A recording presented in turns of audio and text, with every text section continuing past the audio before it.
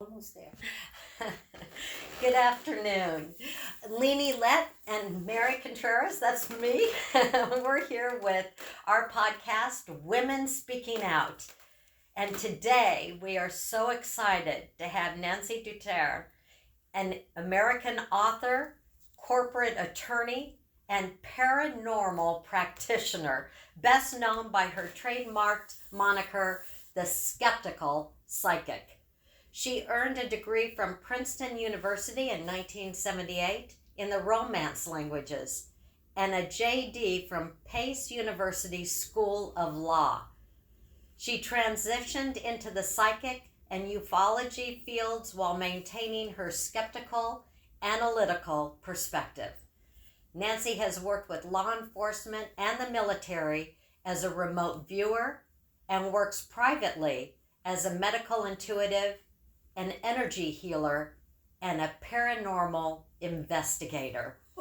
Wow, we are so happy, Nancy, to have you join us today. And I am so excited to hear, how did you get on the path you're currently on from law school to this? It's a bit of an oxymoron. Yeah, isn't it? please let us know. Well, first of all, thank you both very much for having me on. I really appreciate it. And it's a very strange and twisting pathway that I've taken through my life, but I like it that way because I've learned an awful lot. When I went to college, I'm really old, okay? You don't sound really old, Nancy. No, I guarantee you I'm really old. When I went to college, I was in the 5th class of women ever admitted to Princeton. The first class was only, like 25 women or so. Wow. So there weren't very many of us. And you had to run all over campus trying to find a ladies' room because there weren't any. Oh, my God. Oh. So I ended up going to college pretty much, in a men's world. And I'm very proud of myself because I ended up, and I'm going to toot my own horn, which I don't do too often, but I think in this case, maybe because it's about women speaking out, that it's good to do that. Please do. I graduated magna cum laude with a best thesis prize. Wow. And I then went on later to law school, and I ended up being a published law review member, which is sort of a special honor, and you write an article for the law journal, and I was the editor of their law newspaper, and I graduated with honors. So that was great because I never in a million years thought I could be an attorney, ever. And so that was kind of a miracle, and I did practice securities litigation in New York for a while. Wow. And I'm still an attorney. Well, and you know what I want to say about that too. So, sorry to jump in on my political point of view, but so many rights are being taken from women right now in the United States, but around the world. And, I think the struggle that you even had in the 1970s, which is not that long ago, and I think so many people think that, these rights we have, they take them so for granted, and yet women fought hard. I know I did, and obviously you did, to really make things better for women. And then the fact that some of these things might be at risk again just destroys me, really. Breaks my heart. I agree with you 100%. And the problem is, I think that younger generations have no clue what it feels like to not have those rights. And yes. They don't understand that those rights were obtained with, sort of blood, sweat, and tears. Very definitely. Very definitely. Yeah. Well, you've had a remarkable career. So from the School of Law and being a lawyer, how did you transition into the psychic fields? I didn't do it intentionally because I was not a natural psychic. In my family, they're highly, academic, Ivy League kind of people. And psychic stuff simply does not exist on either side of my family. They don't believe in it. They had a hard enough time believing in psychiatry. Yeah. Yeah.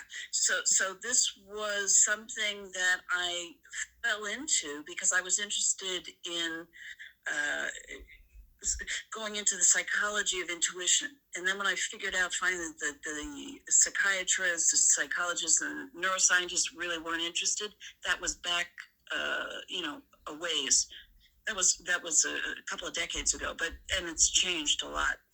Yes, it has changed a lot. Thank goodness. Yes. Yeah. So I ended up doing it, and because nobody had any idea how to explain this, at least in medical, scientific types of terms, I ended up going to the only people who had the ability to do these kinds of strange magical things, but they didn't have a clue why or how it was happening. And then I ended up completely by accident training for 10 years as a psychic detective. So I was apprenticed to a well-known psychic detective, worked on mostly homicide cases, worked with law enforcement, and then branched. I'd be trained as a spiritual medium. I have some natural medical, intuitive, and energy healing abilities, which have been sort of astounding to me, and psychokinetic. I just actually launched my 6th book, which is the only autobiographical thing I've ever written. It's called The Cult of the Occult, Falling Down the Russian Rabbit Hole. Oh, wow. And that was about a rather terrifying trip to learn psychokinesis, which I already knew how to do. And for those of your listeners who don't know what that is, it's being able to transform physical matter using only the power of the mind. Could you give an example of that? Yeah. I mean, one of the best things I think I ever did was it was at a remote viewing conference in Las Vegas, and as was frequently done, the remote viewers would sort of have fun, and they'd have these psychokinesis parties they called PK parties, and usually the leader would put out a bunch of spoons, forks, knives, and that kind of stuff, and then people would try to hold them and bend them just using the power of their mind. But I had done that a lot, so that didn't interest me that much at that particular time. But the group of this remote viewing group, who's a physicist, he said, well, I went over to, I don't know if it was, something like Home Depot, and I picked up these solid steel rods they use for rebar in concrete reinforcement. And he said, I know for a fact these are not bendable by any type of human strength, so I'm just tossing them in. And I thought, okay, I know for sure, I know I cannot bend that. And very long story short, within 10 minutes, it melted in half in my hand. Oh my God. Wow. So, yeah, and you look at that and you say, well, we know that's impossible. What is that? And for me, I get really intrigued because I want to understand how things tick. And I think I've made some progress in all these different fields I've been involved in understanding a little bit about consciousness. And I absolutely know, and I'm glad people are finally catching on to this, that consciousness is the key to the UFO, UAP, ufology phenomenon. So, about consciousness. I mean, I've always believed that our minds, maybe I shouldn't say our mind even, maybe consciousness is a better word, that we have more power than we allow ourselves to recognize or even to use. Is that what you mean? Is it an inner power, strength that we have, that if we were able to concentrate and focus on something like, healing ourselves, healing someone else, changing something that is occurring, that we could do that, but we just don't trust that or have the depth of awareness to believe in that? Am I making any sense? I hope. Oh no, you make a lot of sense. It's a really Excuse me. Would it? I'm sorry for interrupting. Would it be possible for you to explain the process that you used in order to melt the rebar? Yeah, I mean, but you're not going to believe it. Oh, trust me. I think Leanie will jump more in faster than I will, because I just, there's so many aspects of my, skepticism about things that then gets in the way of what I really in my heart believe is the truth, but then my head and ego get in the way. Anyway, yeah, talk to us about your process. I think the best, let's call them psychic skills, because there are many, come when you set your intention and then forget about it. Okay. Okay, so that boils down to trust.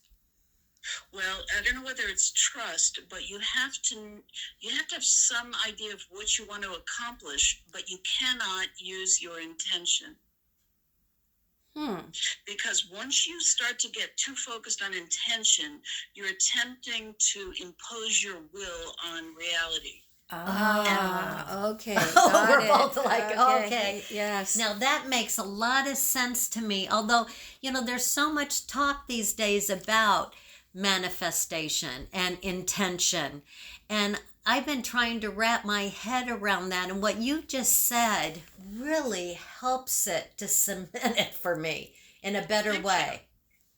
Thanks. Yeah, I hope so. I mean, that's sort of what I've learned, and it's really hard, especially I find for people who are really, let's say, smart, and they like to think about things, and they're intellectual in a way, because all of that gets in the way of doing this kind of work.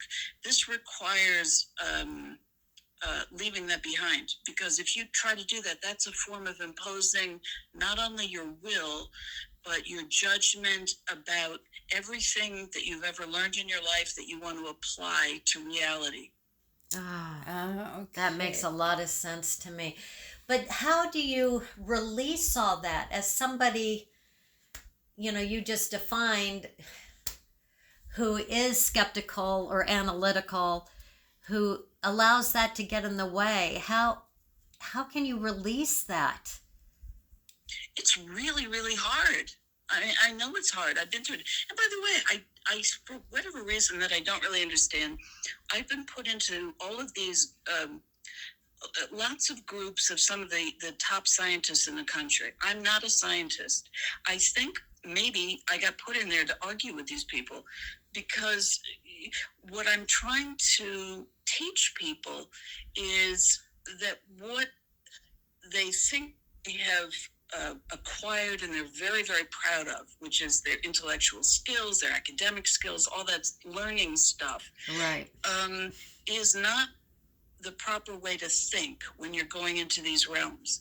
There's a different way of thinking, and I do this because I've developed my own type of remote viewing over the years. I've been teaching it for decades, and what I teach people is to allow themselves to enter into a state of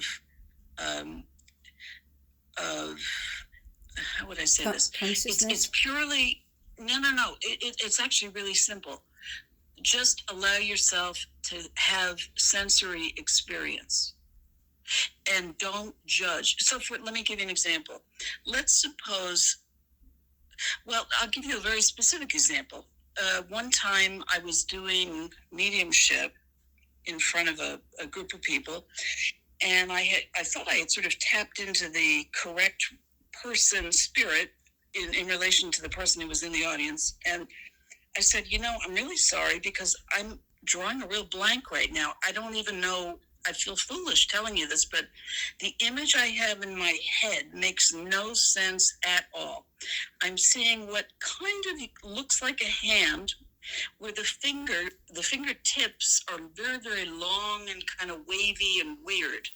And I'm so sorry to tell you that, because I think I must have lost my link with the spirit, because I can't imagine that would make any sense to identify this person.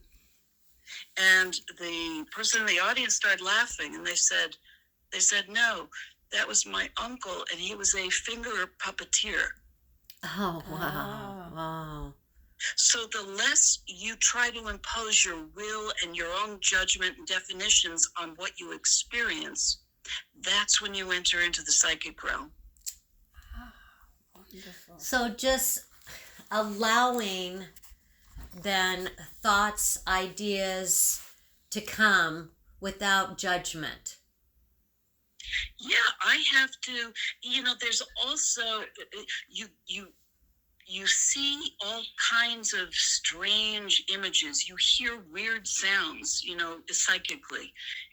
And the desire of most people is to try and put them into a nice, neat package so you can interpret them and explain them to your client or whomever. And you have to be really, really careful about that. It is a two-step process because somehow you got to take these are sensory impressions that we normally ignore.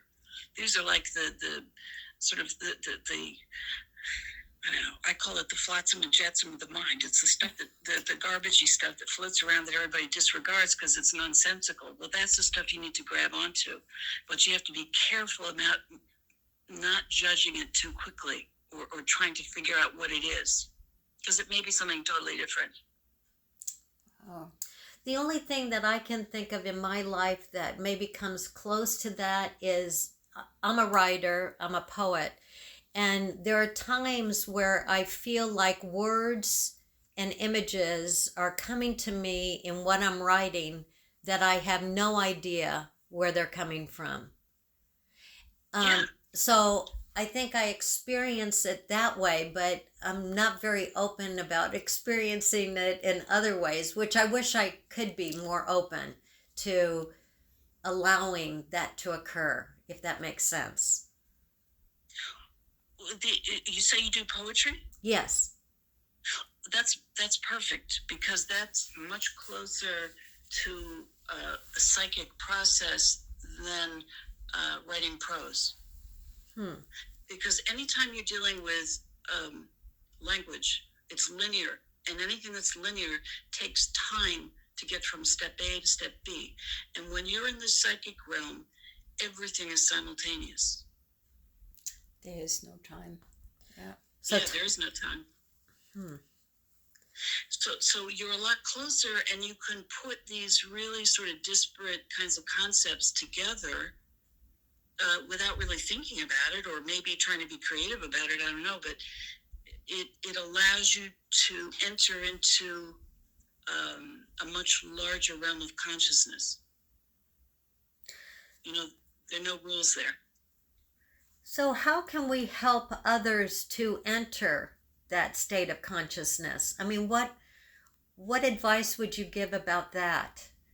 Because I think it seems to me that the world is opening up to that in some ways, more so than I've felt in, years past. That there seems to be something happening, that people are getting ready, but not really sure how to then move forward in that. I agree with you, and I do think it's happening, and I think it's fabulous. I love it. I can only tell you that the hardest thing for me in this part of my life journey and trying to understand these different types of psychic skills, realms, and gifts and all that kind of stuff, because I wasn't born with them, obviously, is trying to get over myself. One of the things I hate the most is making a fool out of myself. And when you go into these places, you have to give that up, because sometimes that's the only place where you're going to find pure gold. So I teach all my students how to take risks and not be afraid of looking foolish. And it's only by virtue of having feedback when you're trying to do this kind of work, that you understand what works and what doesn't work. And it's the feedbacks. I mean, my mentor was, I've had several, but one of the important ones was Ingo Swann, who was the co-creator of the field of remote viewing. And he was an artist. He was a fine artist. And he always used to tell me and told others that feedback is the key to this stuff, because otherwise it will always look like nonsense. And of course, everybody who's intelligent is going to say, well, that's ridiculous. Okay.